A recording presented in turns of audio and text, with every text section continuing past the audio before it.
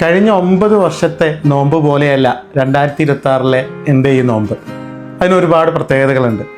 കഴിഞ്ഞ 9 വർഷത്തെ നോമ്പിലും നമ്മൾ ഓരോ ഓട്ടത്തിലായിരുന്നു. പഞ്ചാബിലെ നമ്മുടെ പള്ളിക്ക് വേണ്ടി അതൊരുപാട് പ്രതിസന്ധികൾ നിറഞ്ഞ, ഒരുപാട് പ്രതീക്ഷകളും നൽകിയ 9 വർഷത്തെ നോമ്പുകളായിരുന്നു. ഈ 9 വർഷത്തെ ഒരു നോമ്പിലാണ് നിപ്പ വന്നത്. ഈ ഒരു 9 വർഷത്തെ ഒരു നോമ്പിലാണ് സൗദി സ്വദേശിവൽക്കരണം എന്ന വലിയ സാമ്പത്തിക പ്രതിസന്ധി ഉണ്ടായത്. പ്രളയം വന്നതും കോവിഡ് വന്നതൊക്കെ ഇതുപോലത്തെ നോമ്പും അതിൻ്റെ പല ഘട്ടങ്ങളിലായിരുന്നു. എന്നാൽ ഈ 9 വർഷത്തെ നോമ്പിൽ എനിക്ക് ഏറ്റവും മനോഹരമായ ഓർമ്മകൾ എന്ന് പറഞ്ഞാൽ പാണക്കാട്ടേക്കുള്ള യാത്രകളാണ്. പുലർക്കാലത്തെ യാത്രകളും അവിടുത്തെ ഇഫ്താറുകളും ഒരിക്കലും മറക്കാൻ കഴിയില്ല. ഓരോ ഇഫ്താറുകളും ഓരോ പ്രതീക്ഷകളായിരുന്നു. 2026 ആവുമ്പോൾ ഈ റമളാനിലെ ഏറ്റവും വലിയ സന്തോഷം എന്ന് പറഞ്ഞാൽ അൽഹംദുലില്ലാ നമ്മളുണ്ടാക്കിയ പള്ളിയിൽ ഇഫ്താറിൻ്റെ തിരക്കിലാണ്. 500-ലധികം വിദ്യാർത്ഥികൾക്കാണ് ഡെയിലി ഇഫ്താർ നൽകുന്നത്.